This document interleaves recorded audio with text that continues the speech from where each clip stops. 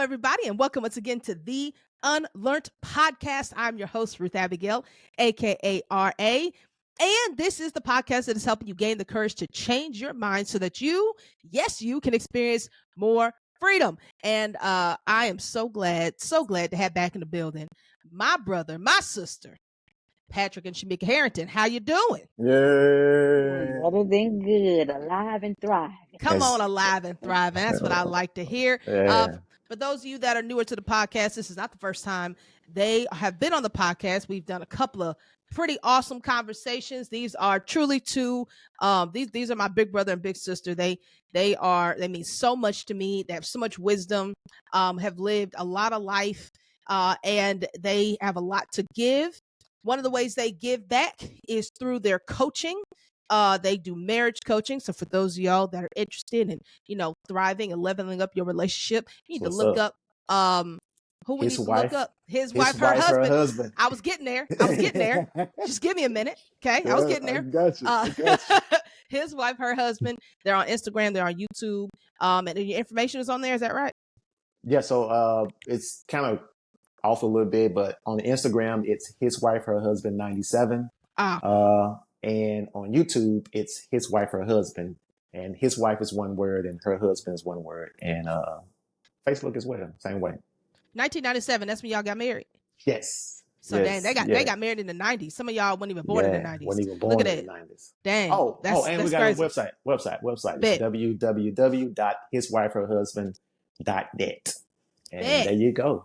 Okay, so they've been married for a long time, and also, you know what? They have 5 children, and you know why that's important, because we're talking about parenting. This particular series, if you're jumping in for the first time, is Unlearning Parenting.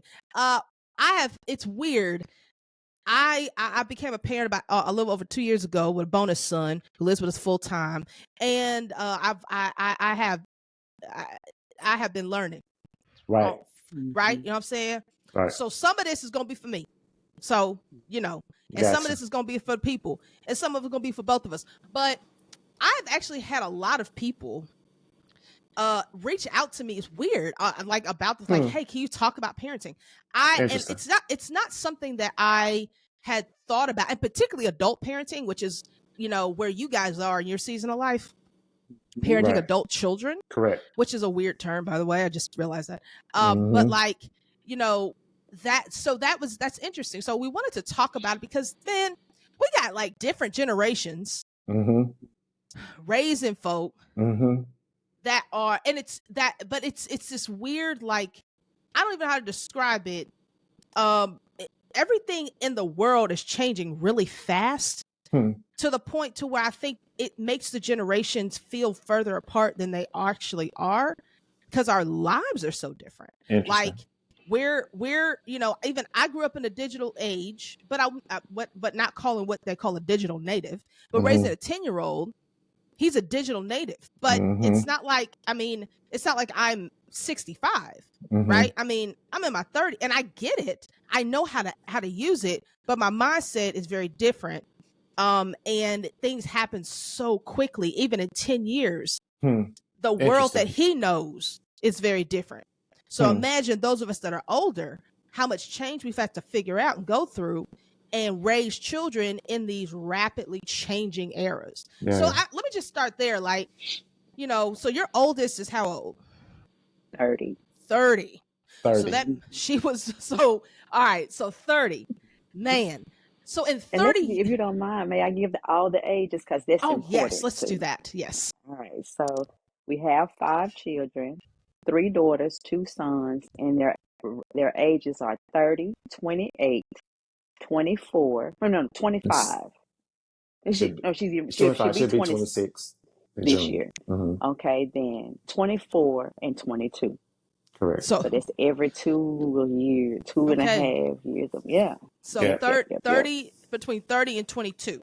5 between 30 and 22. Y'all are in the Gen Z era. Y'all are like Gen Z parents, all in with the Generation Z. So who's Generation Z? Our children? Yes. Yes. Being raised by Generation X. Correct. Correct. Yeah. No. Yeah. Interesting, right? Yeah. So like, okay, let's just start there. What is that? What are the what are just the generational differences that you see reoccurring on a regular basis, particularly now that they're adults? Like, do you see a difference between you at 22 and them at 22? Now, I will say you mentioned something earlier that I did want to highlight. If I could say the generation, like seeing them now, we are in an era of automated, accelerated. So it's like it's everything is already set, fixed, and it's moving. Before we can even catch on, we like, okay, wait a minute, wait, what? So now as Gen Xers, we are learning to adapt and adjust. Right. And to me, in order to be of great benefit to your children, you have to be willing to be adaptable, like adjustable. Like, it doesn't mean that something is wrong with what you learn, because I believe we needed that to maybe help them to be grounded. And by the same token, we need our children to help us to pick up the pace. Right. I think And one. Go ahead. I'm excuse sorry. me, and that's a part of bridging that gap of the generations. Okay. So Okay. And I think our children caught the last in terms of education. Like, our children know how to write in cursive. We taught them how to write in cursive. Huh. Okay. Today's generation, I don't think that learning how to write in cursive is necessary, because you can just X or click the box or whatever, and the system will create its own signature, and you can say, yes, I'm cool with that signature. But our children caught the last part where they actually physically had to learn how to write. When I'm growing up, there's no clicking at all. Everything is, even when you're doing life when the life insurance or whatever documentation comes, a person would physically come to your house. Yeah, right. Yeah. Now, when I'm doing life insurance, I don't even have to be in the house with you. Yep. I could just do a Zoom call and we can go from that. So those are a lot of differences, I think, even though it's kind of out of the kind of a little bit of ways, but it is still kind of given how they're learning now, as opposed to how we learned coming up. You know what I'm saying? So how does that impact how you teach them? I have opted to slow down. I have told, I have stop apologizing so much for, how can I say, like being old fashioned. You know how That's some of good. us kind of old, right? And so doing my best as a mother to still drop little nuggets within this generation so that it doesn't get lost. Going back to, like, give me an example. All right, so everything is digital. It's online, kind of like what Patrick was saying. But I still journal, like actually use pen and paper, and I teach them to do the same. Like, don't miss the art of putting ink and paper together. Right. It makes you slow down and rest. That's It's good. less distraction. That's good. Right? It's not to take away from the app, because the notes app is good. Right. But don't neglect. Use those skills that you have learned and acquired, because that's your advantage over maybe the next generation that's coming up. That's really good. That's really good. I agree. It's more so teaching or showing them that it's all advantages to it. Still being flexible and adaptable, again, to be able to intercept and disconnect, because that's where our sauce is. I think Jim Rohn said something, I think I said this last time, that to think is to put it in ink. And so we encourage them in terms of writing something down, because for whatever reason it crystallizes. And I tell them that I don't know why, I don't know how it works, but for some reason it crystallizes better when you physically write. So even when I'm talking to them, I'm saying, take notes, or write down your vision or write down your goals. Don't type it. Like, don't type it. Don't put it in the keyboard. And so I am encouraging them. You can't do that, but do it this way first, and just like go with it and see how that feels. And then as feedback, you have a conversation. Do you like it better? Whatever the case may be. My son was taking his test to get his, I think it was his private pilot license, and he was just going with the the digital part. And I said, do me this one favor. Just work with me. Just do me this favor. I want you to try it this way. The way you were doing wasn't working. Try it this way for me. Just see. Let's just figure it out. I said, write it down. Like, write the stuff down. And because he tried it and tested and it proved to be true, or it proved to work, he's doing it now for all of the other tests that he has to take in his flight school. Yeah. So I like what you say. You said, let's just try it. Mm-hmm. It wasn't a demand or a command, right? You didn't say it in that way. And I think, one of the transitions, I say this on the child side of things, not the parent. I haven't parented an adult child, but I've been one, and I've been an adult child underneath my parents' roof. And I remember there was one day I came inside, and God bless it, my mama's dynamic. Okay. And so when she's frustrated, you know it. Okay. And so I came into the house and something was out of place, and there's nothing that she hates more. Let's get into it. Come on. When something's out of place. Yes. I walk into the house, I'm coming from work, and she just goes in. And I'm like, yo, like, what? And I immediately felt like I was 12, right? Like I was like, but I said, hold on, you grown. And so I had to, and I said in a very respectful, I said, Mama, I'm about to go upstairs. I don't know what you're talking about, but when you get to a place where we can just have a conversation, I can help you. But I said, I can't do this. I can't do this right now. It came in a very commanding, demanding kind of way. And so I imagine for my mother, as it would be for a lot of parents, that making that transition from a command to a conversation has to be hard. Like, is it hard? And if so, what makes it hard? It's hard on the parent because we've been used to saying it one way. Yeah. And we have to make the transition in our minds that they're grown. They're not on their own, but they're grown. Or my wife said, you ain't really grown till you're on your own. Sure. So that they are adults. They're not grown until I'm gone. Okay, my fault. I'm gone. To glory. And I Gotcha. say that because it's not to say that I'm trying to run their life. But the truth of the matter, as long as we are here as parents, we still are here to help train and help you where you are. So the assignment really is never complete. If you're a good parent, then throw 18 out the window. Right. There is no. That's what I thought.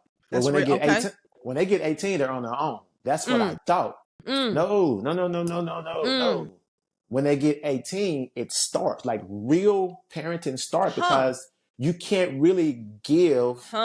You can't. I'll say it this way: you can't force rules and regulations on them anymore. Now, if they're in my house, I do have a standard and rules and regulations. But check this out: I can't make you stay here.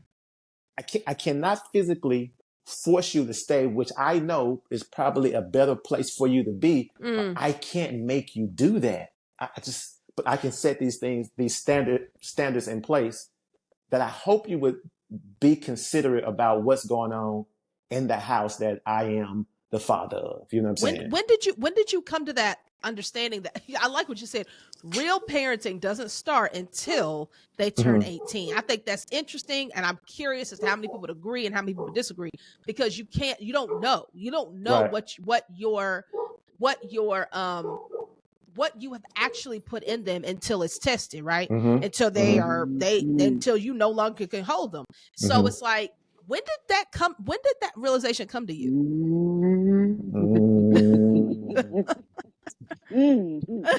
Let me lob it. I'm gonna give her a lob. I bet. Listen, because I'm gonna let it rip. My oldest decided that she wanted to go and live with a guy that I know was not for her. I knew. Praise God. On. Past tense. Come on. I knew wasn't for her. Okay. And it took me a minute, because I'm going through, and part of me wanted to make her stay, but then I realized I can't. Although I know this joker is not right. It's not going to end Legally, well. I can't make her stay. If I make her stay, I'm going against the law now. And that would be kind of like kidnapping my own daughter to do what's right. And I can't do that. Yeah. That took me, that made me say, wait a minute, hold up. This is a new space for me. This is a new process, because what was happening, her choice and my convictions were colliding. And at that point, I had to respect her choice, but I had to get her to understand, I need you to respect my convictions. And she decided, well, hey, I like my choice better than your conviction. Wow. She literally, our child literally told us, because we were like, maybe we're bad parents, maybe we didn't do it right. We're going through our, like, where did we go wrong? She said, no, you guys are good parents. I just don't want what you're teaching. Woo. You don't want to do it. Pause. Because that right there, I think you helping somebody. I really do. Because somebody has heard that and don't know what to do with that. Right. What do you do when your child rejects what you've taught them? Yeah. I'm gonna let Shemika take from there. I respect it. That's it. You keep going. You can keep going. I respect it. Like now, face to face. You know what? I respect it. That's nice. Hey, and then I can do but respect that. I appreciate you telling me. Now, later on that night, when it's just Shemika and I'm crying. I'm bawling. Wow. I'm praying. I don't know what was to do. God, I need help in this area. What did I go wrong? So forth. And I'm beating myself up. But at the same time, I had to her or to the child, I had to just say, I respect it. Behind the closed doors, when me and my wife in the bedroom, I'm bawling, crying, because I know what she's about to face with this decision. Oh, go ahead, Shemika. I thought you would say something. Well, that was the same thing I was getting ready to say. You have to you learn to respect their choices, and that is a part of that young adult parenting. It's actually where you now have to begin to flesh out what you have actually taught before them. You know, it's like, this is the moment that we've been trying to get you to. This is the whole benchmark. This is the ta-da, right? And so when they finally do make the decision or the choice, and they are fully aware of the consequences that come with it, then you step back and you give them the option. And then this is the other thing. Now you have to go back and you have to assess, okay, how am I going to fit still in this role, because I still love my baby. I remember holding you. I remember changing the diaper. I remember getting you through, and I am not willing for my investment to flop. Right. So now we have to do our best to say, okay, how can I stop this investment from dying or coming to an end? This is not how I pictured it. This is not the dream. This is not the return on investment that I dreamed about. So now how are we going to now fit into this whole scheme of things? That looks like being quiet. That's different, because as a mother, I always had a say. Yeah. And I always had my way, so to speak. Like, this is how I want the dishes, and this is how I want you to show up, and these the clothes you're going to wear, and these the people you're going to be with. But now it's like, no, I want to give this a try. It's like, okay, making sure that we continue to send a text message when they don't want to hear our voice. It's when they don't respond to the text message, you still send up a prayer. You talk less to them and more to God about them. I was hoping you was going to say that.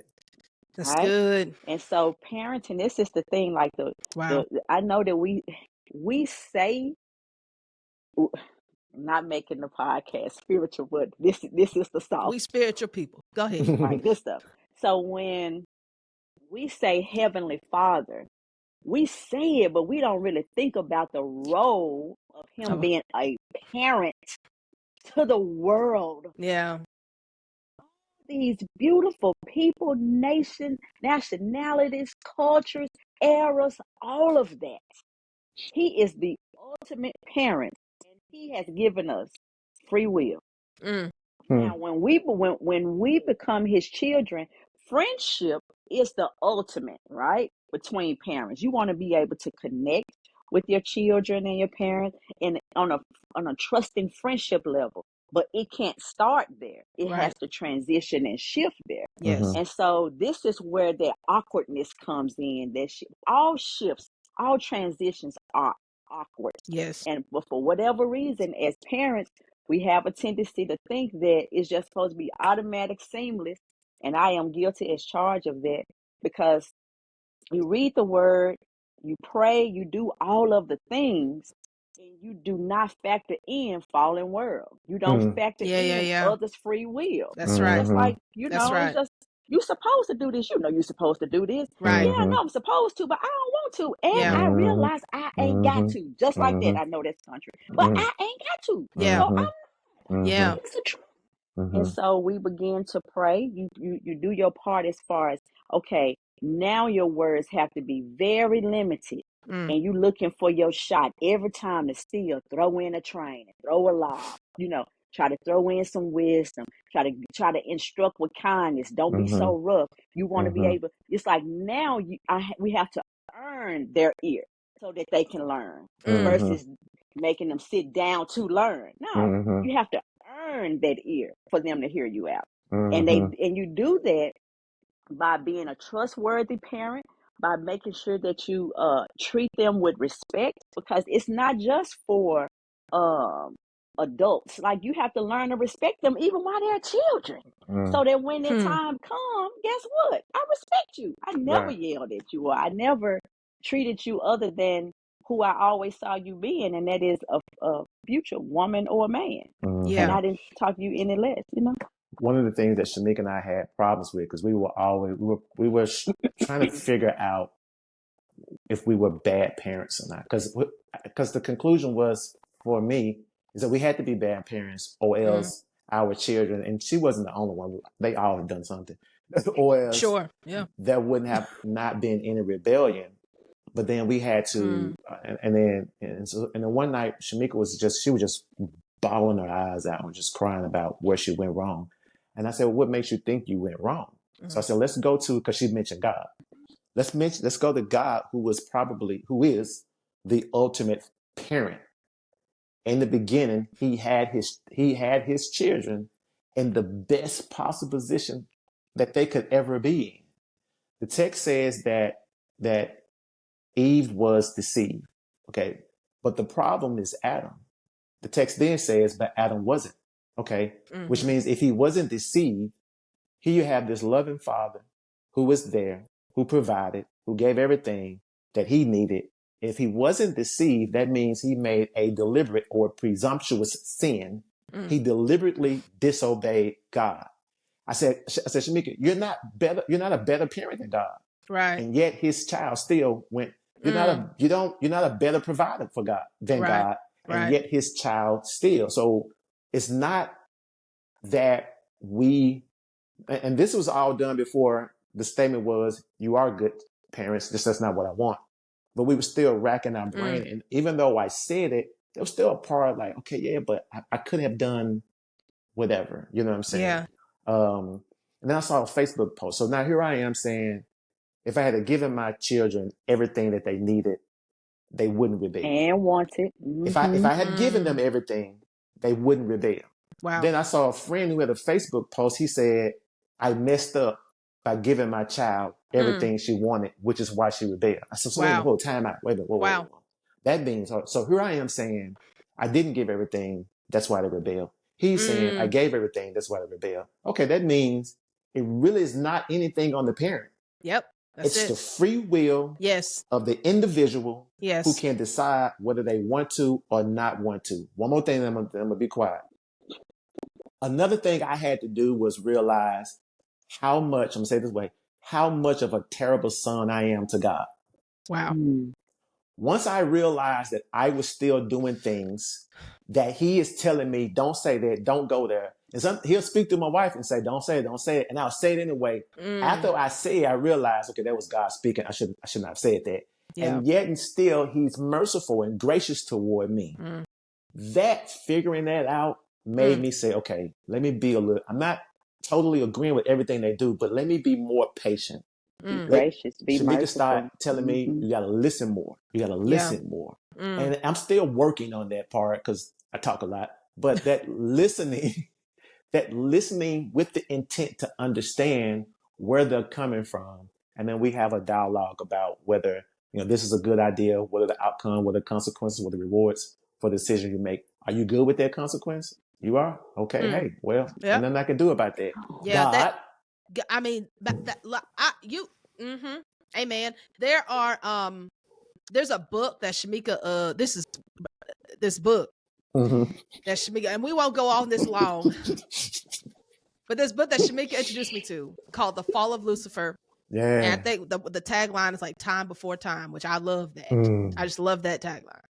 But anyway, it's basically this. It is a fiction book. It is based on the very little biblical text we have about this. But this author has just reimagined what it was like before Lucifer fell and became Satan. Right? Okay, so it's just really, really good. But this free will thing, they use this phrase. They call it the fire of free will because there's this question to your, and you said it, Pat. Like there's this idea of, how could he do this? And so the ancients, the ones who had the most wisdom, they're the ones that use this phrase. They try to explain like it's the fire of free will. Our perfect Father gave us free will. They use the same phrase when he went down, deceived Eve. And they said, basically, it's the fire of free will again. Like it is, we have to contend with this fire that God has allowed us to set because he wants, so there's just this reality.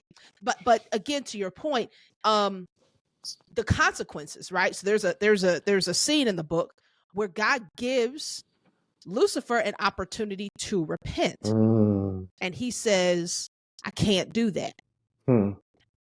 He made his choice, right? And so we have the Satan that we know today. Yeah. Again, I want to make a disclaimer. This is not the Bible. Right. This is not, we don't actually know, but it's a very interesting read. And I think it illustrates some of the stuff you're talking about of just and we're talking about like, so this thing is ancient. This idea of, am I a bad parent, good parent? How do I stop my children from rebelling? You don't. You don't. Because free will is God's idea. And so he gives us access to it because he loves us and he wants us to choose to love him. So he gives us free will. Yeah. And then he chooses to the consequences of that are what we have to feel, right? And so anyway, I just that fire of free will just is so, I love how that's phrased. Like it's the fire of free will. This is the consequence of what free will does, and we have to contend with it. What do you? I want to kind of go back to a little bit what you said earlier, Pat, about you had to learn that you didn't really start parenting until you're 18. And you said that's not something you knew when you went in. What else did you not know when you went into parenting? I mean, like really, because here's the thing, you were children. We were all children. What, but sometimes we don't make the connect, right? Like we don't remember, we just don't do that. I don't.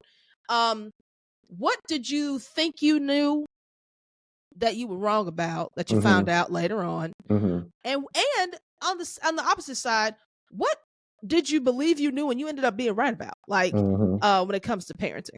Okay, I'm gonna pass the baton to Shemika because she normally says what, because if I say it, I'm stealing her comment. Got it. Right, Let's let right. Bet. You're welcome to. No, because it's your baby. Come on.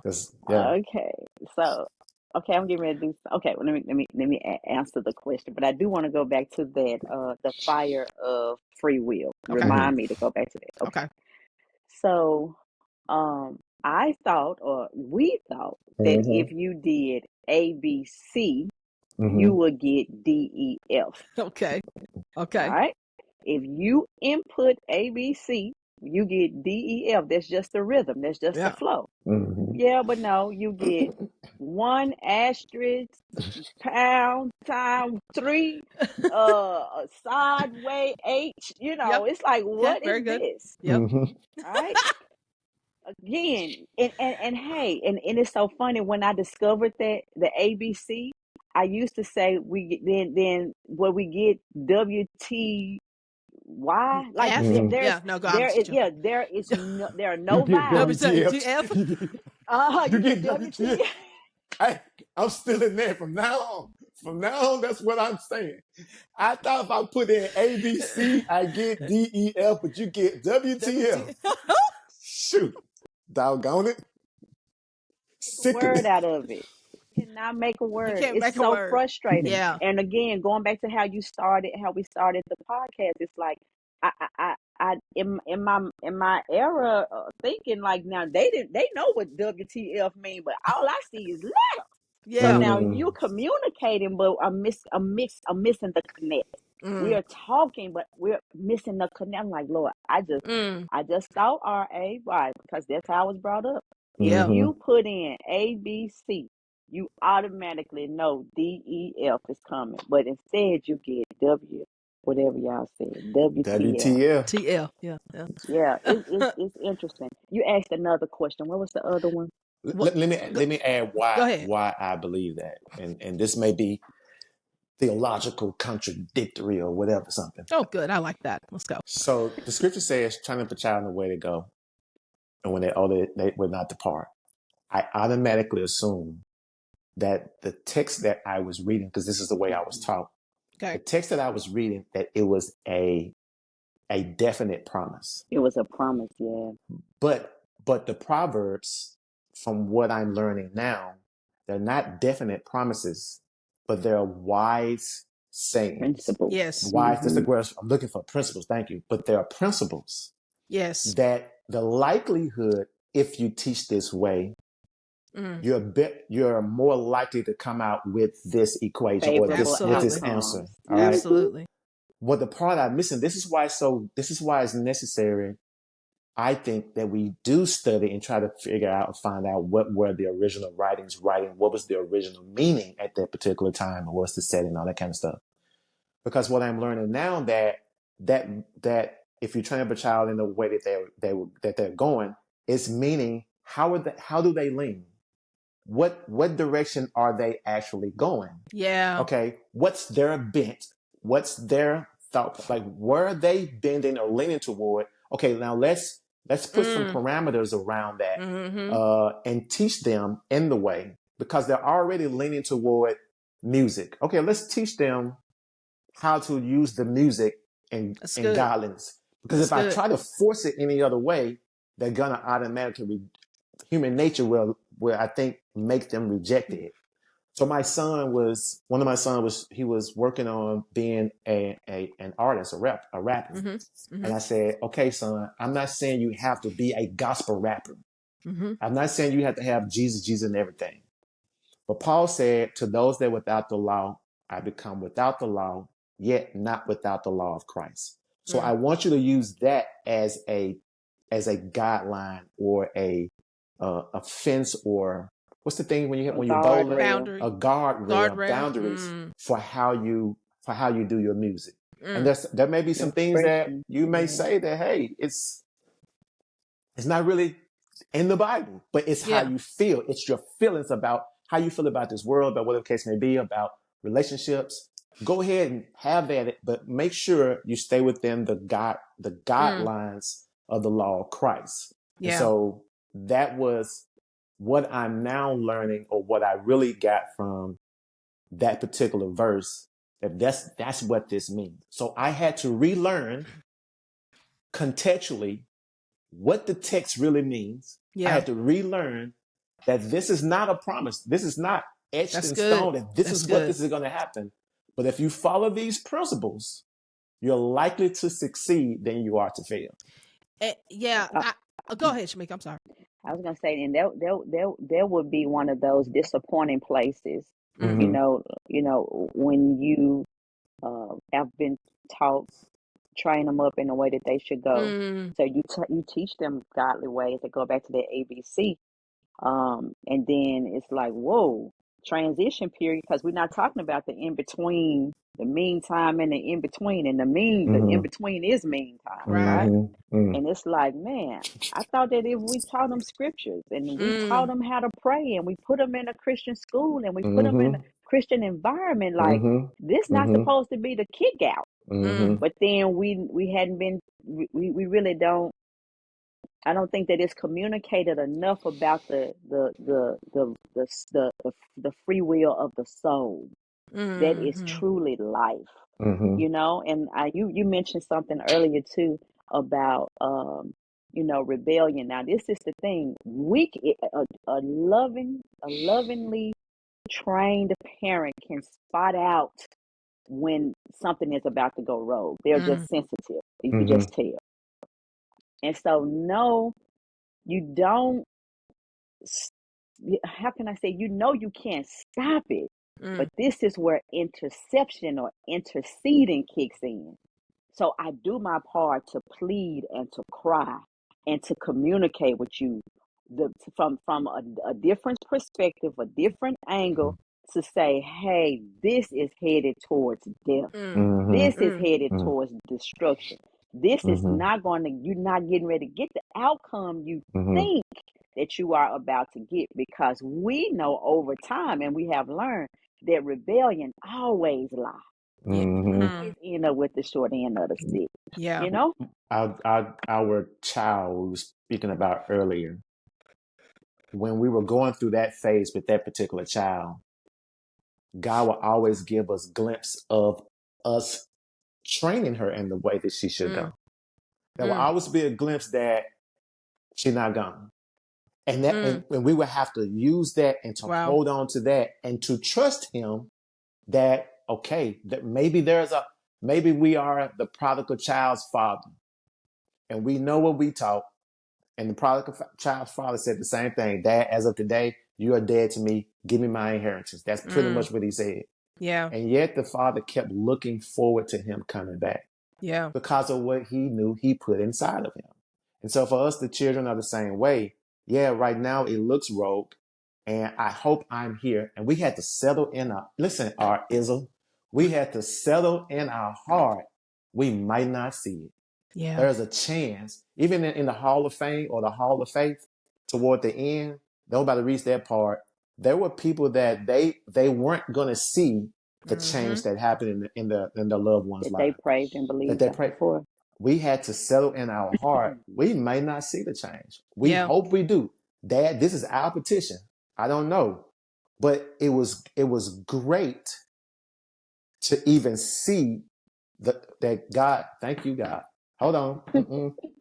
I thought I was gonna make it, to see the change and the turnaround and the child's heart, to see the child come back and now making this change, and things are elevated and working out, and things are getting better. You know what I'm saying? They're not there yet, but we get to see this particular thing, and we had to wait. Had to wait. Say endure. We had to endure. Yeah. Because it was looking like we're not gonna see it.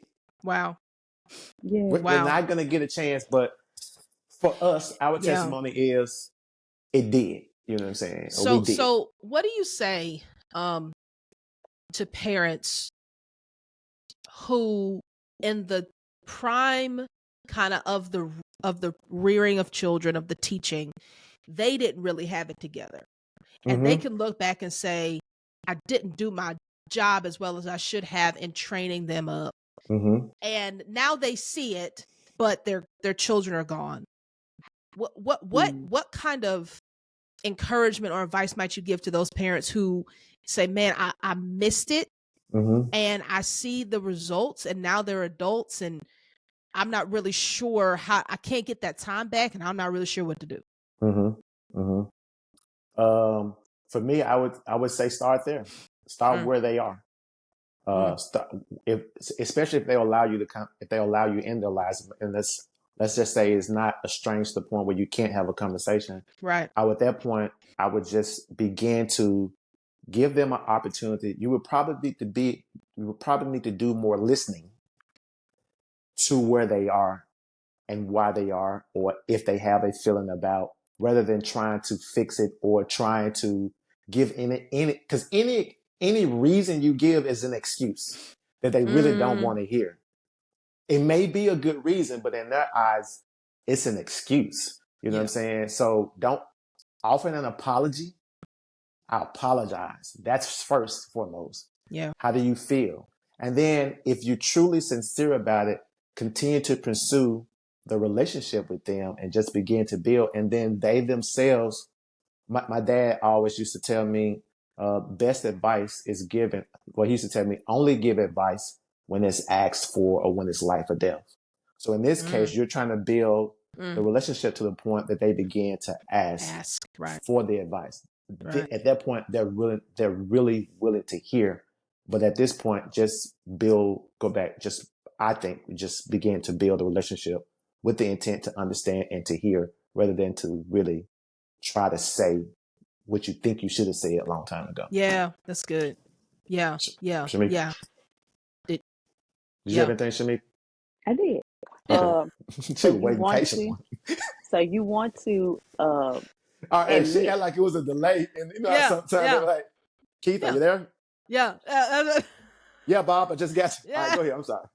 Go ahead, Shemika. You want to admitting or acknowledging where you went wrong is the beginning of their healing. Yeah.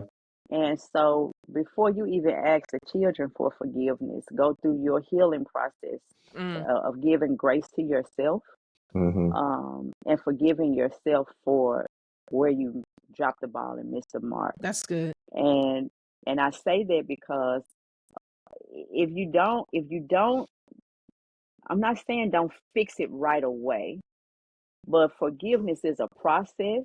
Yeah. And so if you don't receive it first, then you'll be constantly pouring from a half full jar or a half full vessel.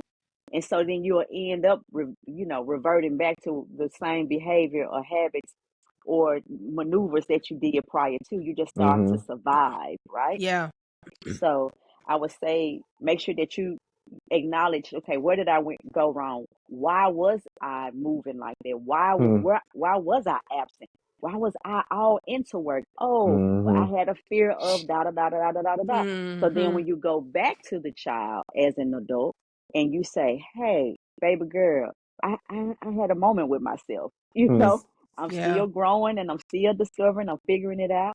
And I just wanted you to know that I'm sorry I wasn't there for you, right? Yeah. I think that it is most helpful if you catch it and admit it on the front end versus them coming to you pointing out you weren't there and I missed you and I had to be at the house versus you coming to your own admittance. So if it's a parent out there and that you know that you've had this moment of reckoning where you have acknowledged that you missed the mark, go ahead and go through that process of healing so that you can go to your child and correct it and then begin to see how can I be here for you now? Because again, parenting doesn't end. I missed it on the front end, but I am not missing it now. I will drop whatever I need to drop. This is why you got to heal. Because if I have to stop, drop, and roll, that's right? good. That's really good. There for you, no matter what. If I have to show up for you, maybe through the grandchildren, or show up for you, maybe helping you with your laundry so you can finish a class or a project or whatever. Good. You do what you can. Why? But this time you're not doing it from a place of deficit. You're doing it from a place of fullness. Yeah. I want to help you with it. I'm already fully defined. Why? Because I'm under his grace. He gave me space to receive it. So I'm good. And I think you make a great point. You said it earlier, forgiveness takes a while, and how it's important to first forgive yourself. Because I can imagine, if you're coming out, if you're trying to if you're trying to or heal or even establish for the first time a healthy relationship with your child, and you've gotten to the place where it's like, I really want this, but you're not healed, and your child rejects you, there's resentment that can come and be built up as a result. But if you go through the process of healing, then you have an understanding of how long that's going to take, because it may take you long to forgive yourself. So I know that when I'm ready to approach them, I understand the process that they're about to go through with me, because I went through it with me. And so that it puts a more realistic film over what's really about to happen, because that is a process. It's going to take a minute. They have to get to the place to where they're willing to be open to receive what they probably have stopped wanting. Like, so anyway, I just love that. Yeah, no, please go ahead. I want just a little pushback. Yeah, because the way I hear it, it sounds as if I can't pursue the child until I'm ready. But what if the child is ready? Then do you say, well, no, I can't, we can't start this right now? And so it may be, if that's not what y'all saying, then that's great, because it may be an issue where we have to travel this road together. Yeah. And as we begin to converse, we'll find out, that we're both broken and we both need to be put back together again. Yeah. What's your saying you say, Shemika, about the pieces? Making peace with the pieces. Making peace with the pieces. Yeah. And so and to your point, Patrick, and I do want to share. Thank you for sharing that, but I do want to say that remember that forgiveness and healing is unique. It's just like we're going through a whole life experience. So ideally, if you come to this acknowledgement yourself, I am admonishing you to go ahead and go through that healing so that you can get a jump start on it. That's ideally, right? However, if you all come to a conclusion because you're looking at a movie and y'all crying together and it's like, oh, we finna heal. It's not like, no, you wait over there while I heal. No, I'm not saying that. Okay. But it's like, again, unique. It's a tapestry. Life is a tapestry. And that you have to be willing to see what the end is going to look like at the end. We do want to have whole pieces. We want to leave each other better than we found each other. We want to be glad that we were assigned to each other as a parent and as a child. And so with that being said, we sometimes have to remember, or I know I have had to remind them, hey, this parenting that we doing, I've never done it before. I've never done this before. So we are, 30 years in, 3 decades in, but guess what? I still have never been a 40-year-old mother. Right. Now we are learning. Then we turn back to bless and encourage somebody else that, hey, you may want to keep a heads up on that. And I do want to share something. This is not in a textbook. This is I'm just telling you from what I've learned. It's my own little observation. So we had 5 children, and each one of those children had their own temperaments. They went through that, infancy stage. I say from even carrying to the infancy stage to the toddler stage. I personally believe that if it's a parent out there and you're at the beginning stages, pay very close attention to the temperament of your child. You can pretty much tell from the toddler and the infancy stage, like if they were criers, if they required a whole lot of affection, if they were one of the ones that always wanted a bottle, like they cry when you leave out the room, just little different things like that. Are they do they have a proclivity to share, or are they really more takers? You have to pay attention to how they move, because now at this stage in their life, there are no words. Yeah. Right. All action. Gotcha. Right. Pay attention to that, because guess what? When the terrible 2, terrible 3 phase wane off, guess what? It's going to show back up in the adolescent stage. Right. Same thing. It's just different now. Interesting. Now you got words, and you got friends, and you got peer pressure. But now, if you remember how they moved as children, right? You'll kind of see that same thing as a teenager, and it's like, no, you'll know how to circumvent it, right? Yeah. Because I paid attention to you were like, we had one child and she would just, this was her way of expressing anger, or she would just kind of move. Then we had one that she just soothed herself. She would just suck her thumb. When she was mad, she was just like, okay, I'm just gonna pay attention and calm down. And what about the son? What about the son who couldn't? Like, he was just oh yeah, he was anxious. Like he was like just constantly anticipating the next move, Right. and we would have to say, "Hey, slow down."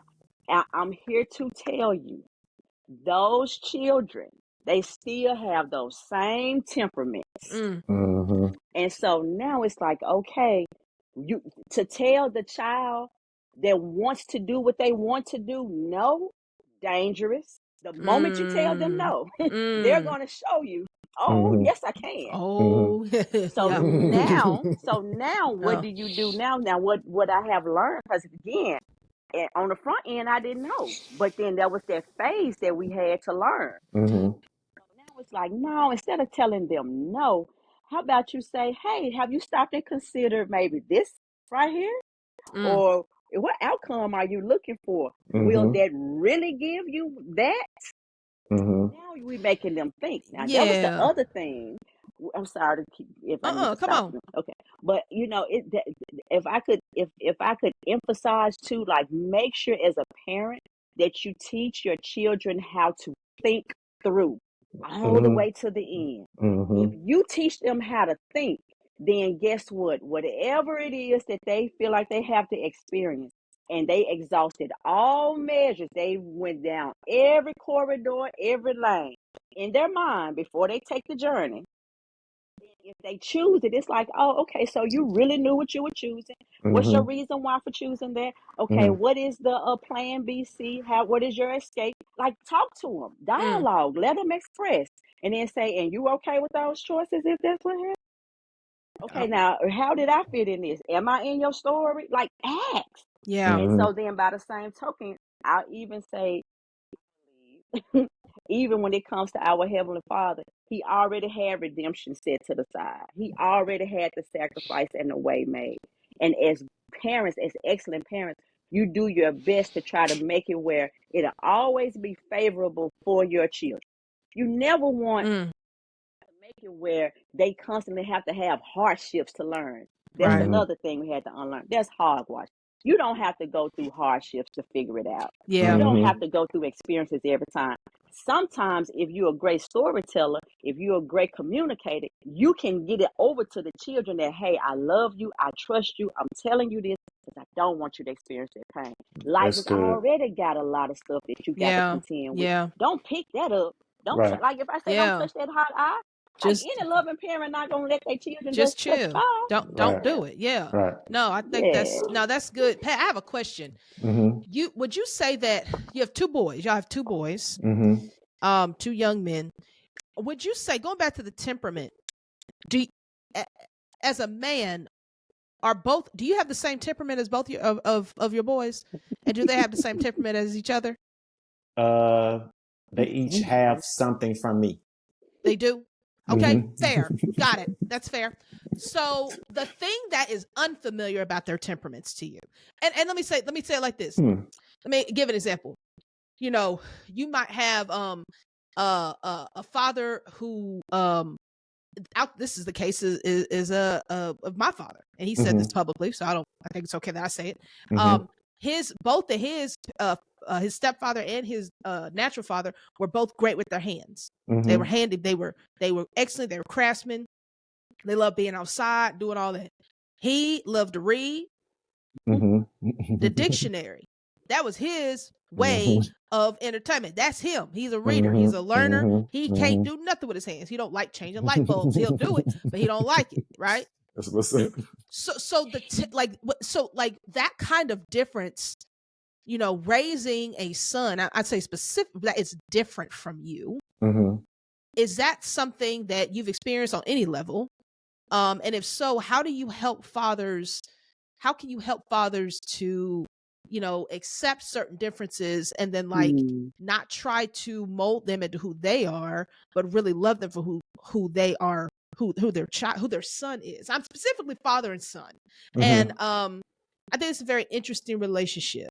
And it's like, especially when it's like, yo, where'd you get that from? Like, that ain't me. Like, I don't know where you got that from. And sometimes it can be difficult to handle, to understand, to deal with, or whatever. If that's the case, I don't know. Maybe it isn't. So yes and no. I think one of the things you would want to do. So my clients, because I want to know where I tell you where I got it from. I have clients now. Most of my clients are adopted parents. And one of the statements that they say is connect before you correct. And so while as a Gen X, that's not good. how my parents was raised. It was not, no, you don't connect nothing. I'm gonna connect this belt to your butt if you don't get up. That was how it was. That's right. For real. So that's for real. So I would say before you do correct, I would encourage dad to really connect with his son. So you won't have to take him outside and dust him off right quick because every son gets to a point where he feel like he can take his dad. But if there's a connection that's there, you probably can miss that little part. The connection part also allows for communication as they're growing up, that you'll begin to be okay with their behavior that's different from yours, not in a bad way, but they just do things different. My son is a little bit more, I'm saying nonchalant, but nonchalant. He doesn't worry as much. Yeah. He's more like, he chill. Hey, Dad, it's don't work yourself out. Take it seriously easy. Chill. Yeah. You know what I'm saying? What you doing? So that I'm like, no, we got, and they're like, hey, Dad, it's okay. You know what I'm saying? We're cool. Right. The other thing is, so my dad was in the house, but this is gonna sound bad. So my dad was in the house, but we didn't have a relationship. So, but he's in the relationship. I mean, he's in the house, but we're not talking to have a conversation. So I'm saying I'm going to have this relationship with my son. We're going to talk all the time. But I miscommunicated because for me, talking all the time meant when I say something, that's part of what you have to do it. Not knowing that they're learning something different, or they're still getting what I'm learning. They're just not learning it the way I learned it. Check this out. This is why you make me. This was just make. Hold on, because this just make me mad. Nor are they learning it from me. I used to be mad because I'm taking all this time that my daddy didn't take with me to tell you these things, and you're gonna tell me you don't get it, but sister so-and-so or brother Lil Bud tell you the exact same thing. And now it clicks. Right. And I used to be mad, like, wait a minute, I'm investing all this time, I'm trying to do all this, and why you not? Blah, blah, blah. Then I got to a point like, whoa. Took me back. Hey, at least they're getting it. Yeah, at least they're getting it. It doesn't matter how they're getting it in turn, because they're getting it the right way. Right. At least they're getting it. So my son, and I'm not sure where he got it. I think he got it from. I think they both got it from their granddad. Yeah. Because my dad is mellow and humble, and he doesn't yell a lot, and doesn't get extra. He's not extra like me. Right. Unless you provoke him. Yeah. And so my sons, and sometimes they get mad at me, especially when I'm driving. I realize I have road rage a little bit. And my older son would be like, Dad, just let them over. I'm like, no, but they shouldn't wait to the end. They're going to wait till the last minute to try to get over. And they saw the arrow sign. And that's me. My son was like, Dad, just didn't take all that. Don't do that. And so it affected me a little bit more. I'm like, okay, maybe I'm not being a good example for my son. So that I kind of felt that way a little bit. Right. And then I had to realize, okay, wait a minute. You know what? He's actually right. At this point, I can learn from him rather than him learning from me. So I hope that's what you were asking. No, that's good. That's good. Shemika, what was your thought? I think a lot of times too, we can sometimes take our experience with our parents and project it absolutely to our children, because the truth of the matter is their dad was always present and involved.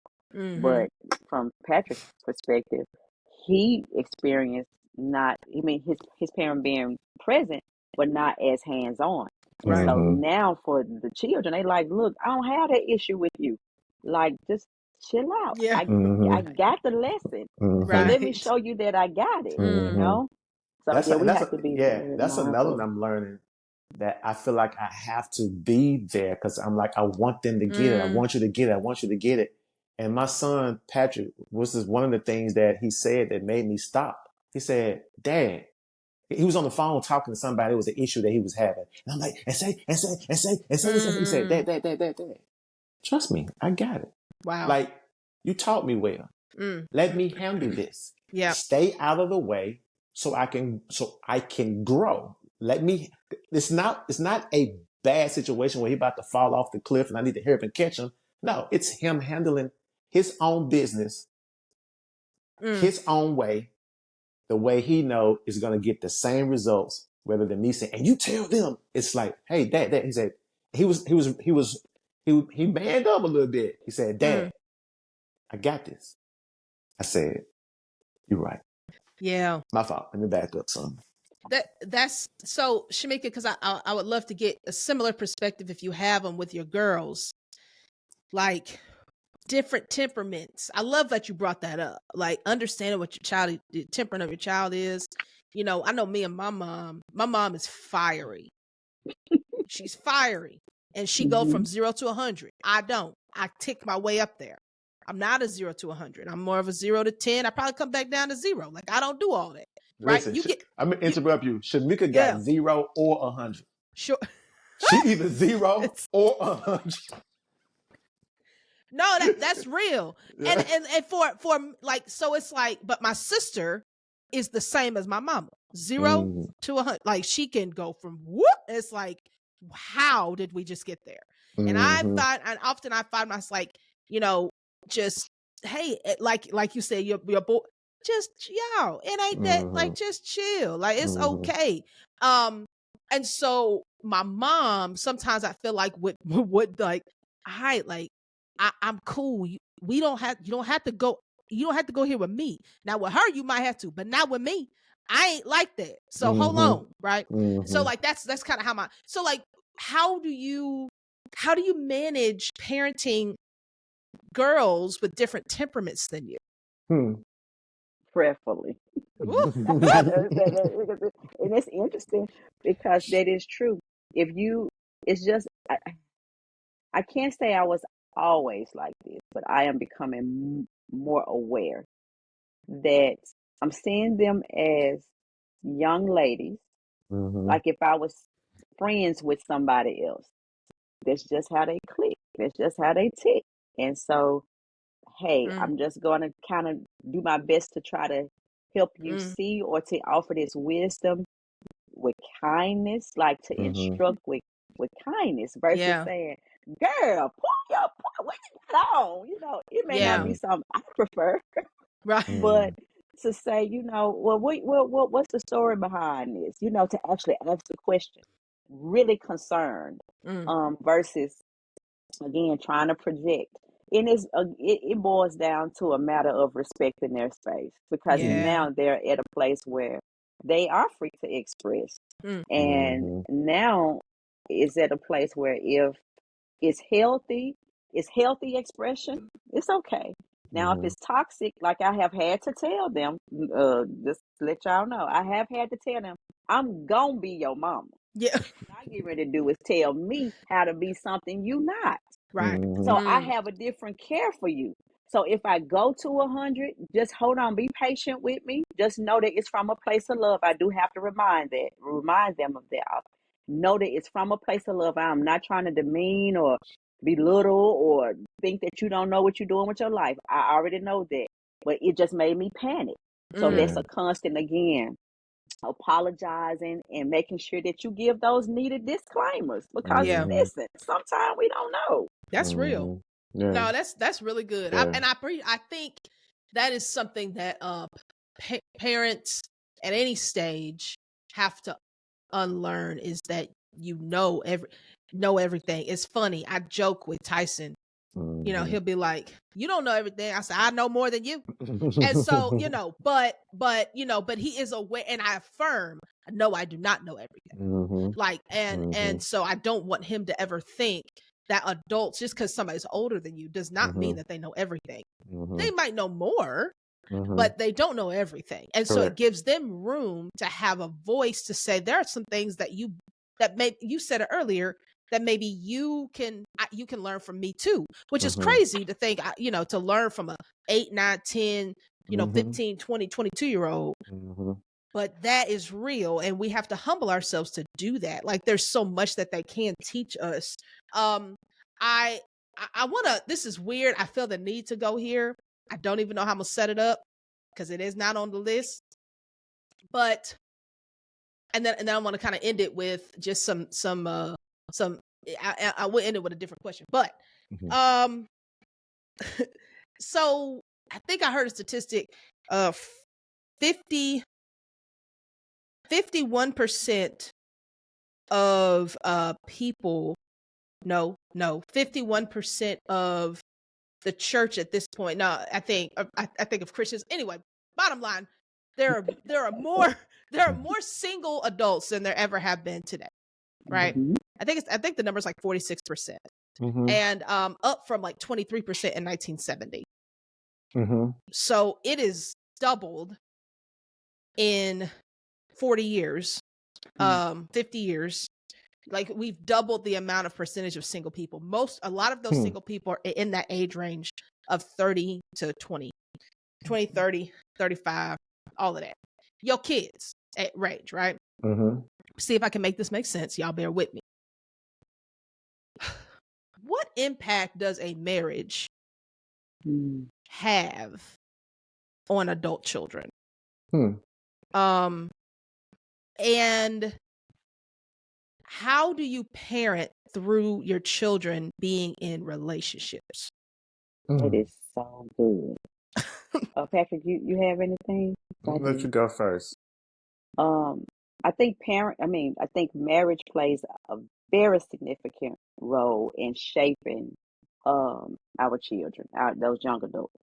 And I say that because, let me get this disclaimer too. The marriage being toxic, because we need to talk about that. Come on. Or being healthy. Toxic, like, yeah, no, I'm good. I am not signing up for that. I don't have to. Why? Because we do live in a single based society. So I don't have to put up with it. I can do it by myself. But then by the same token, if it's healthy, you see the power of partnership. You see how healthy, like, you can get through life and get so much more accomplished when you have a healthy spouse in the house. All right. What was your next? Oh, and navigating through the relationships. Yeah. Through their I believe that if they see it healthy, right, then they are longing for that. They are anticipating. And sometimes I think that if you see a healthy relationship, they assume that it's going to be automatic for them. We have had to remind our children, hey, we had to put in work and hours, days. We had to go through experiences. Yeah, we have a Tempur-Pedic mattress now, but we started out on an eggshell crate on the floor because we didn't have those things. Right. So it's like you have to go through those dark, pure times. So we have to remind them that in your relationship, remember, they're all unique. So now, if you don't see yourself going through with this person, let's say if they never change, they have somebody right now. Let's say they never improve. Are you okay with this person right here? If you cannot say that you would say I do to them right here and nothing ever changing, you better cut your losses. Don't say it. That's right. One thing Shemika would always ask them is, the person in your life now, are they more of a liability or an asset to you? Or how have you been better as a person? How have you been better as a person with them in your life? Mm. And we just sit there and we kind of listen to them going forward from there. And those questions came as a result of me messing up on the first two. Telling them, no, that's not the one. That's not the one. That's not the one. That's Wait good. a minute. That's good now. What are your thought-provoking questions? Hey, the same place they found you or you found them, are they still at their place? For instance, you found him, he stopped you at the bus stop. Because he riding the bus too. There it is. Are y'all still riding the bus? Yeah. You know, years later, like, no, you shouldn't be in the same place. My point is that it should be some improvement. They should be better. You should be better as a result. And when their face pop up on their phone, are you smiling or are you cussing? Right. Oh, See, I can't answer those questions. That's real. Those are things you have to keep monitoring and checking your heart, because at the end of the day, it's things going on that you have never told mom and daddy. And then the other thing that I have told them is that I'm watching from afar. I see how you light up or you don't. Yeah. I see the glow or I can see the scour. Like, I can see it. So now this is the other thing. Learning that everything that I see, I don't have to say. I don't have to say everything that I see. That's so good. Yeah. I can look and be like, that ain't gonna be long. Then, girl, you know that ain't gonna be long. Like, why would you say that? You know, what was your reason? Like, just hush. And so you just begin to again ask those thought-provoking questions, or you go back to that, like I was saying earlier, you journal and you pray and say, you know what, Lord, I already see this is not healthy, and I don't want them to go through that. Then the Lord may tell you this is the way for them to know about who they are, because this is the who thing. He is. We are discovering who God is, but He also wants us to discover who He created us to be.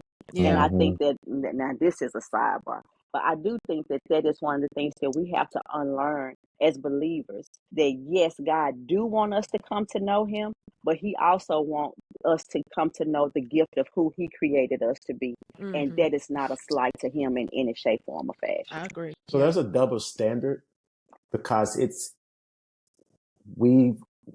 least the men in my life, it's easier for us to watch our sons go through heartaches. Like, man, hey man, my son got his heart broke. Oh, for real? Oh, yeah, he grown up now. It's what, you know what I'm saying? My daughter, oh man, we got a problem, bro. Yeah. Going after them. Especially, again, it's me projecting because of who I used to be. Especially, I don't want her to meet who I used to be. Because I know how I was before I got myself right. And if I see a guy that I know he's resembling how I used to be, I got a problem. But as a young adult, I can't do it. I can't. So I need the barbershop talk. So I can say, man, this little YN, man, you around here. And I can say what I can say. Yeah. So they can say, hey, look, Pat, man, leave that alone because I did this. And so we get to kind of iron it out. I got to get it out, though. Yeah. Because if I don't get it out, and sometimes my wife just don't understand, because she's like, well, dude, you just got to pray. No, baby, I'm not praying about this right now. I don't feel like praying right now. Like, this is some, we need to get, I need to put him in position where he can act up so we can move some furniture. You know what I'm saying? So that's how, so when it got, so again, but it's a double standard. Well, that's my baby girl. You know what I'm saying? And man, I don't know what you own. You look like you own what I used to be on, and I know who I am, and I don't want nobody to do my daughter like that. You know what I'm saying? My son, he'll figure it out, man. You know what I'm saying? Hey, you know that's so crazy. It's funny. It is crazy. Listen, it's now, I'm not saying everybody's like that. I'm just saying maybe it's the circle that I've been around. Most folk are like that. That's how we. Guess what? Mothers are like that with their sons, because we can spot it. We can spot. We can spot them out. Yes, and like maybe it's because of where we from. You know, the different angle. No, I think that's true. It's funny, like, I like I said, this wasn't planned to talk about this, but there's just like, it's really interesting. I think a lot of younger people, I mean, loneliness and all these statistics, mental health, they're so off the charts. And so relationships, understanding how to pursue healthy relationships, how to sustain them, it's missing. Something's missing. And I don't, go ahead. Come on, talk. So in the beginning, he said, I don't want you to eat from the tree of the knowledge of good and evil. I forgot who I think it's in the New Testament said later on, in times will come, the men will call good evil and evil good. All right. So now we have a society now that they don't view marriage as something sacred anymore. Right. I saw one podcast, a guy called marriage is a business deal or a business partnership or something like that. And they've taken away or moved away from covenant. One day our car broke down and we were riding the bus and the children on the bus acting crazy.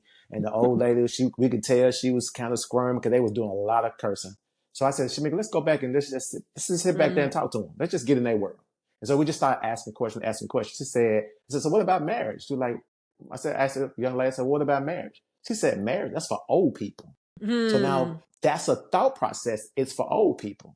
Other thing, when you look at all of the thing, and I did the good and evil because men change morality depending on what they view it should be. When God already has a moral standard of how things should be.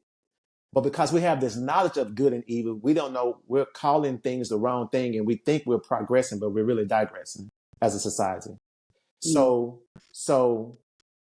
now you have in movies, it used to be a point where did you get married? Or they would get married, then have children. Now, living together is the thing to get to. Yeah. Guess what? Right. He gave me a key. He gave me a key, right? You know what I'm saying? Now he gave me a ring. Yeah. He gave me a key. Or gave me a drawer, right? He gave me a drawer. It's yes, like. So that's perpetuated now. So marriage is not. Drawers? Yeah. So marriage is not most important, nor is it seen as important. Yeah. And so you're gonna have the fallout from that is gonna be more single parents, more single mom. Last thing should make them let me throw it to you. Isaiah warned us about this, that at some point women will go to men and tell them, I don't want your marriage. I just want a child, but I just want a child. But I don't want. Go ahead, Mika, if you correct me. I was going to say that it mentions about them not needing their riches or their wealth. They just wanted their name so that they could be protected. Gotcha. But not, again, it's not again, in a relationship. Going to the contraction. Going to the contract. Yeah. You mentioned about loneliness. Being single. I think that I think that's a type of, going to what Patrick was saying, just a decline, and people just maybe how it's perceived and projected. It's not like this. I don't know. I think that has a lot to do with the shift in the mindset of where we are. By the same token, I do think that singleness has gained this stigma of kind of like a scarlet letter. Like if you're single and you're not married, then what's wrong with you? Like, wait a minute. Yeah. Hold on, For right? sure. Because at the end of the day, if you're not married, you still should have family. You still should have some points of connection where you can still thrive as an individual as you hopefully are pursuing to be in a marriage. Because to me, what'll happen is that you'll rush into a relationship, a permanent relationship, because you don't want to be single. Yeah. Wait a minute, who said singleness was bad if you are handling that assignment? Because again, it's an assignment. You're handling that assignment with grace and truth. It's like the reality is, this is where I am. How am I supposed to conduct myself? How am I supposed to move? How can I give you glory in this space? Yes. So and then this is the other thing. This all came to me today. I was reflecting. This is a sidebar, but anyway. Sometimes I know that the scriptures say it's not good for man to be alone. However, I do believe, let me go back. I believe that we kind of rushed through the fact that Adam still had a season of aloneness before his companion came on the scene. Right. And so with that being said, I think that connecting it even to parenting, that it's going to be times and seasons where you have to be alone in this wilderness place. You have to be alone in this space of uncertainty or not knowing, so that you can tap into what it is, who you are to be and what you are to do in this moment. So like when I come out of this space, because we know that it's not going to last always. It's like, okay, how do I show up?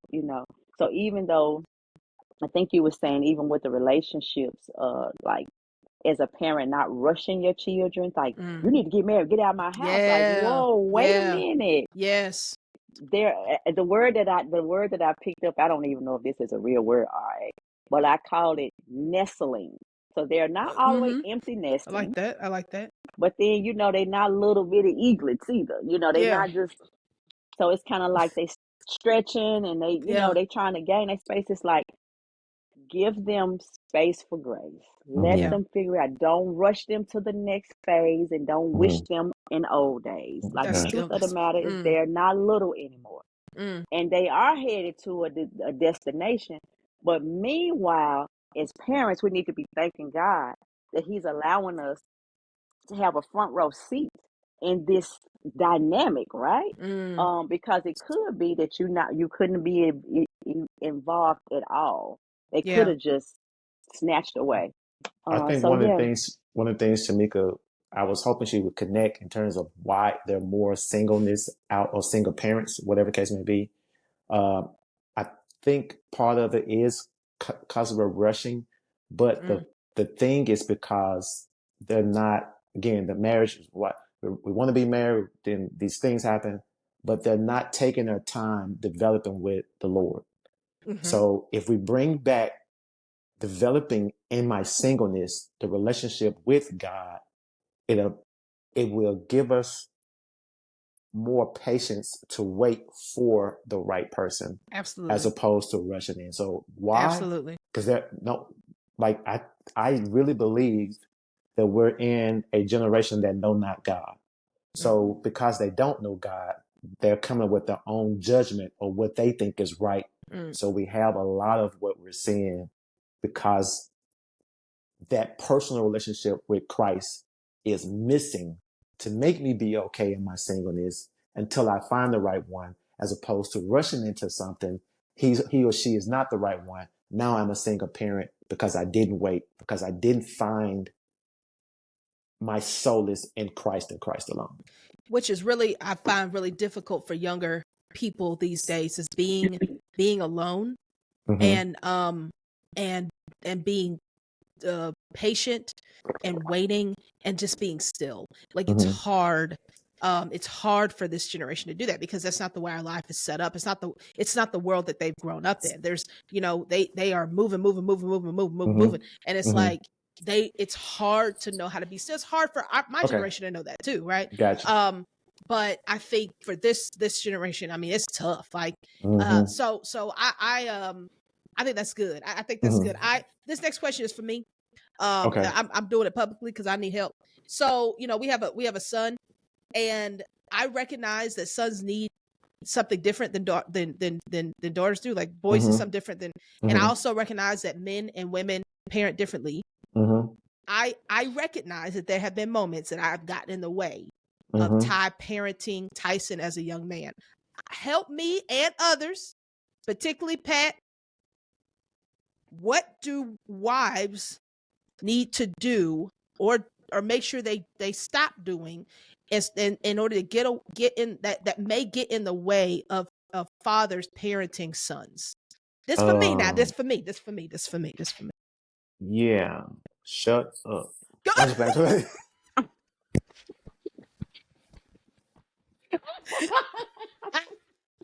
Noted. Got it. All right, bet. Got it. I was trying to see what my wife said. No, but listen, even now as a young adult, sometimes I have to tell my wife, I say, hey, let me handle these men. Like I just be patient. These are my sons. Yeah. I want the best for them. You've seen me throughout the years handle them with love. So it's not that I don't love them. You know I love them. I need you to just stay over there because whatever's in me, they need to hear the voice. And they don't need to hear you always rescuing them because now in their mind, whether they know it or not, they see, okay, here's the wedge I can draw or I can create. Right. And just how children are. Okay, let me ask in front of my mom the whole time. So when my dad said something, my mama said something. When my dad said something, so really do, if it's anything, I'm not saying don't say anything, but that's what pillow talk is for. Yeah. Hey, you probably should have did that. Da da da da da da.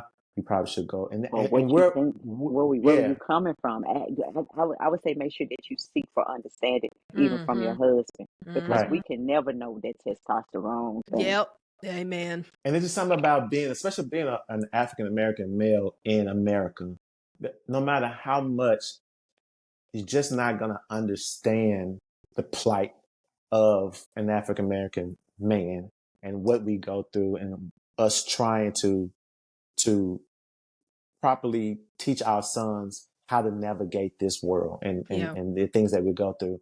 So again, and I was joking, I said it that way, but no disrespect. Sometimes you have to really just stay silent. And in that moment, you can't say anything to us. In that moment, you really got to be talking to God. Yeah. And God will talk to you. He will tell us, hey, listen. And then I have to go back and apologize. Some of my fault. I shouldn't have said it that way. Some of my fault. I shouldn't have went that way. Some, please forgive me. I'm working on it. Whatever do is, that's what that is. You feel what I'm saying? Sure. So yeah. And if you know you've actually married a really good man, I guarantee you he'll figure it out. Yeah. But even so here's what happened. If I'm dealing with my son, this is so good. If I'm dealing with my son and you get in the way, now I have to say something to you because I can't let him see what this little thing, this little, like, wait a minute, hold on, baby. Let me deal with him. But I'm just saying, baby. So now I gotta apologize to you and him. Right. Yeah. So yeah, even if it's no more, if you could find a way to signal to the husband, something like that. But to actually say anything, I think you should probably just wait. Pillow talk for a little bit more at ease, and then you can have the conversation. And yeah, we'll listen a little bit more. Talk to me, Shemika, please. Talk to me. So Patrick is telling the truth. That is correct. I would like to add too that that you have to say less, and because we are fixers when it comes to our children, you have to sit on your hands.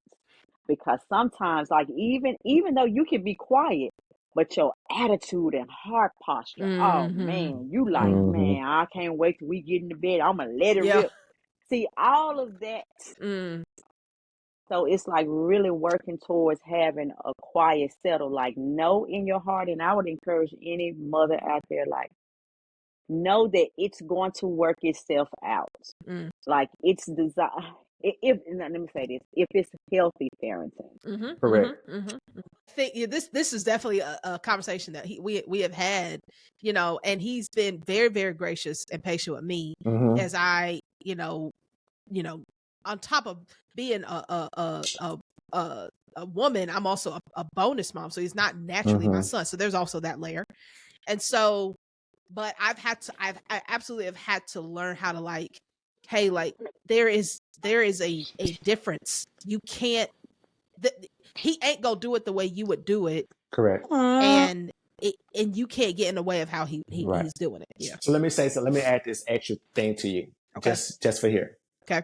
So typically when people ask me, how many children do you have? So when they ask me about Shemika and I meeting, I say, when I first met Shemika, she was 8 months pregnant with our first child. And they're like, what does that mean? Like, huh? What? And I let them figure everything else out. Yeah.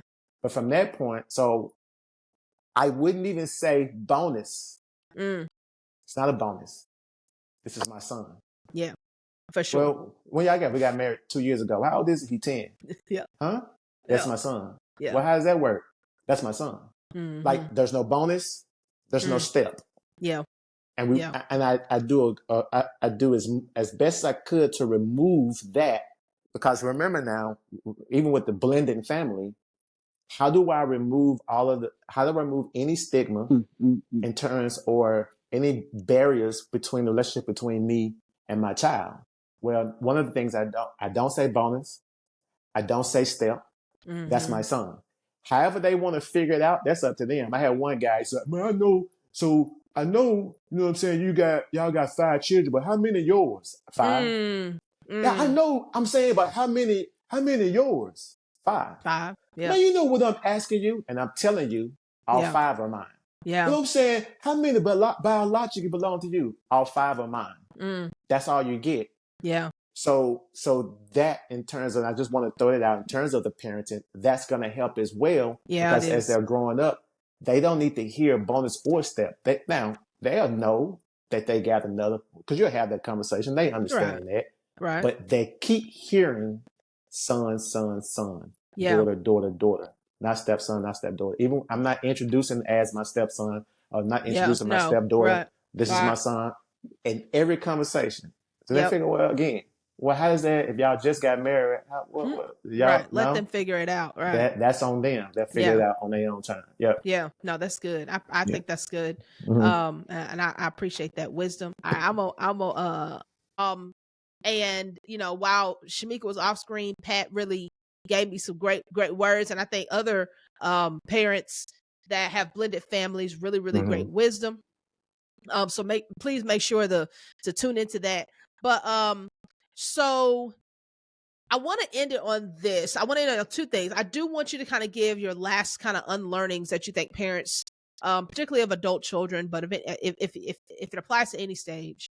But before we even get there, what are things that your children have taught you that you didn't expect to learn from them?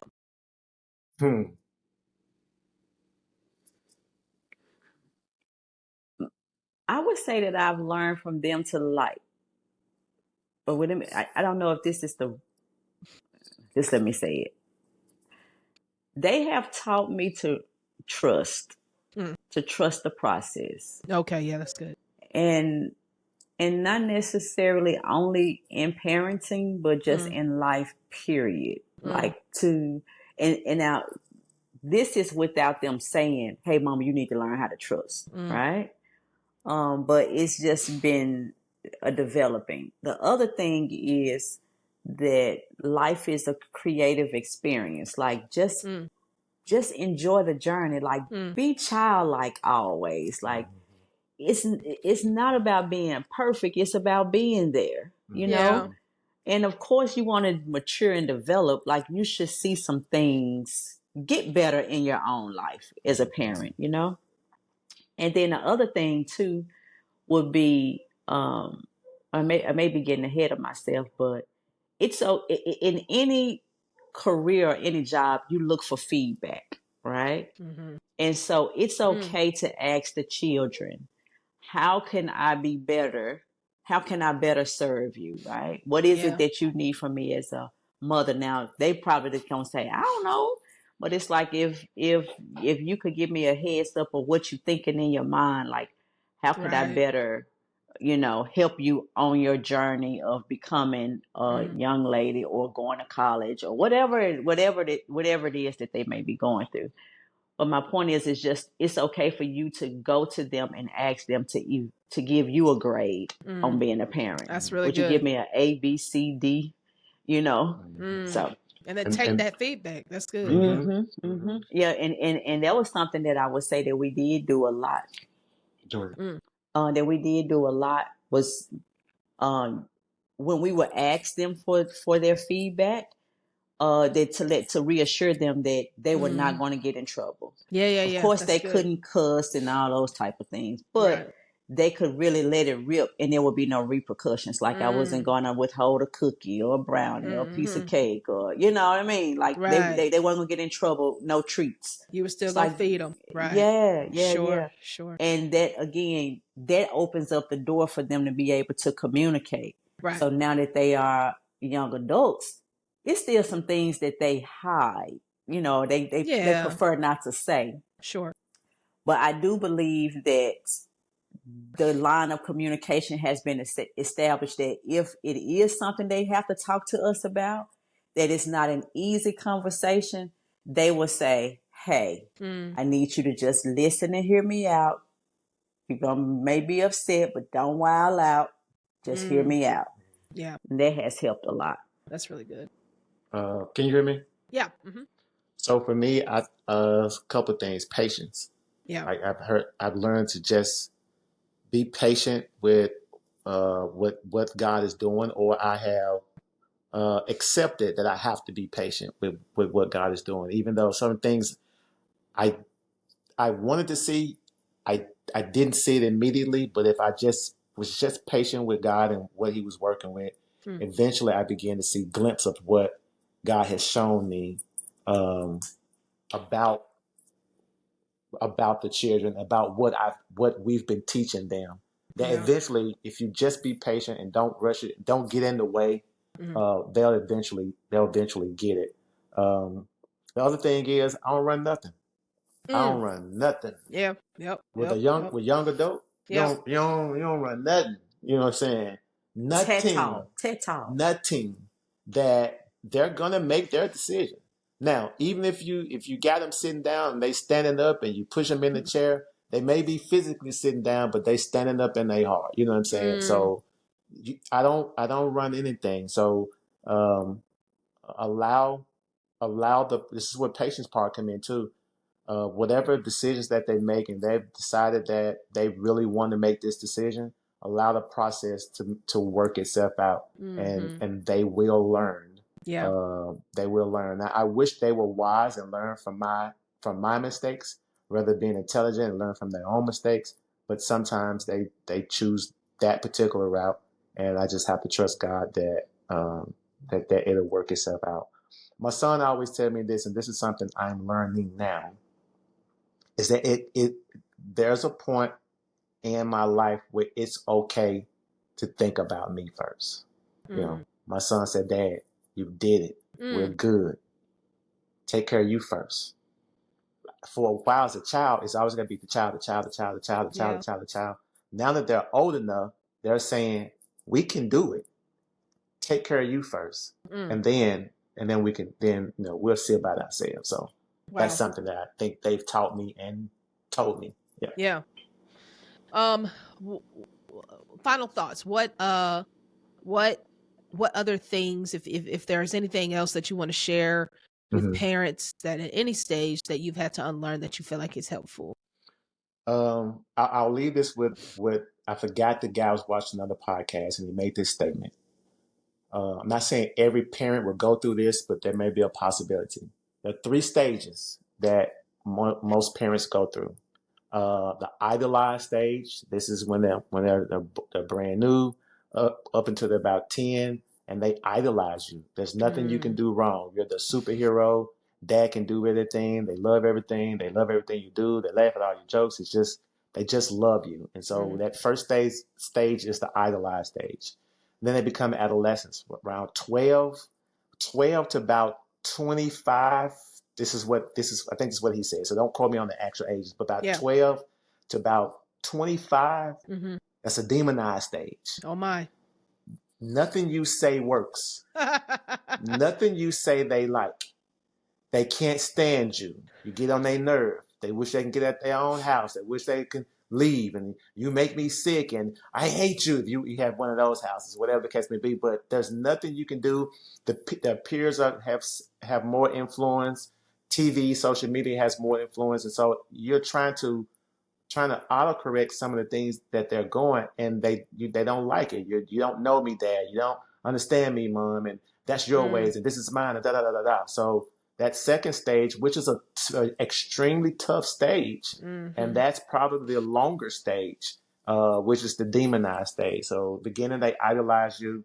Second, they demonize you. And then third is the realized stage. They realize, man, mom and dad was right. Yeah. Typically, they happens around 30 because there's a certain maturity level that the brain gets to, that they grab it. Or they now have children of their own, and they realize, wait a minute, mom and dad was right. Mom, dad, I apologize. I shouldn't have did that. Mom and dad. Yeah. So if you're in that adolescent stage or that early young adult stage, which is the demonized part of the demonized stage, it's okay. Bear with it. Be patient. Don't panic. Don't panic. Yeah. Be more open to hear than to say, because at some point they'll realize how much you were for them and how much you care about them. Wow, that's good. That's good. I don't know if I can come behind that, but Patrick said it well, and don't it be okay with not being okay, right? Like, it's like, remember that you're parenting a whole human being that was assigned to you, right?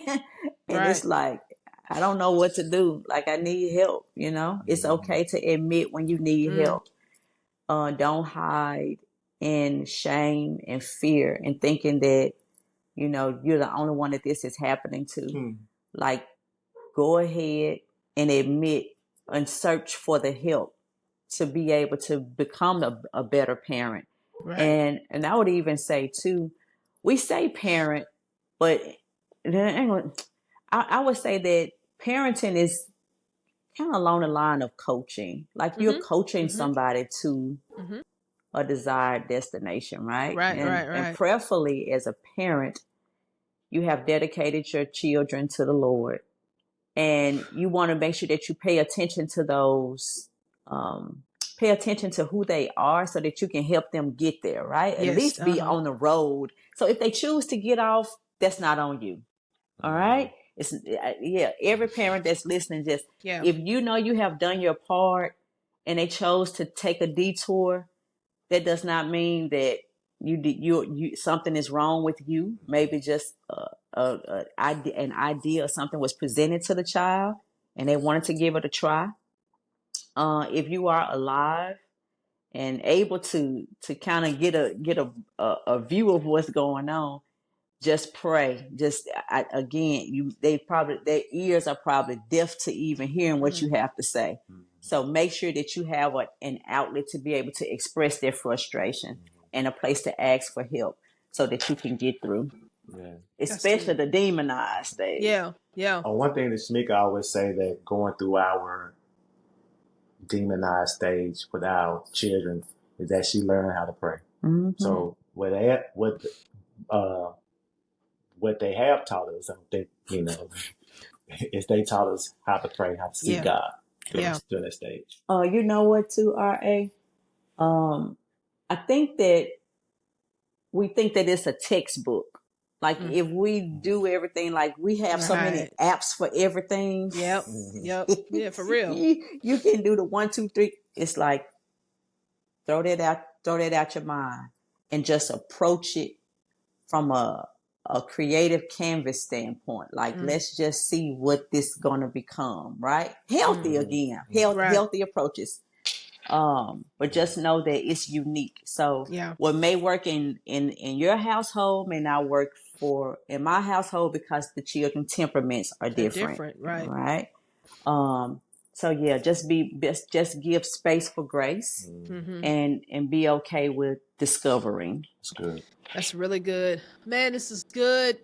Thank y'all for sharing your wisdom, sharing your experience, your stories. Y'all are doing great. And I say this as an adult child, and I love to see the way you guys parent. Like, I think I get a chance to see it up close a lot, and it's like, you guys are do everything, and I'll say this: everything that they are saying, I've seen them do. Wow. I've seen them do. Like, they not just saying this, like, I have witnessed them do it. Wow. And so I just want to affirm your words publicly are not just words. You walk your talk. And that is That is beautiful. And I think God is honoring that. So I'm grateful to have a front row view to, I think my parents are awesome examples, but it's always good to see others, you know, from a different perspective and learn from others. And I learned from you guys. So thank you for that. Thank you. Man, all right. So Patrick and Shemika, everybody. I don't have an applause button, but if I did, I'd press it. Again, you can find them on YouTube, Instagram. On Instagram, his wife, her husband, 97. On YouTube, his wife, her husband. And they have a podcast, his wife, her husband. They also have a coaching business, and they are dope, man. If y'all need any kind of if y'all need help walking through life and marriage, these are the people. These are the people. As you can see, they've had a lot of all of it. And so they can help you out. They help me out. And so just want to appreciate you guys. You guys are special. All right, y'all. We'll be back next week with more unlearning parenting. And until then, let's keep unlearning together so that we can all experience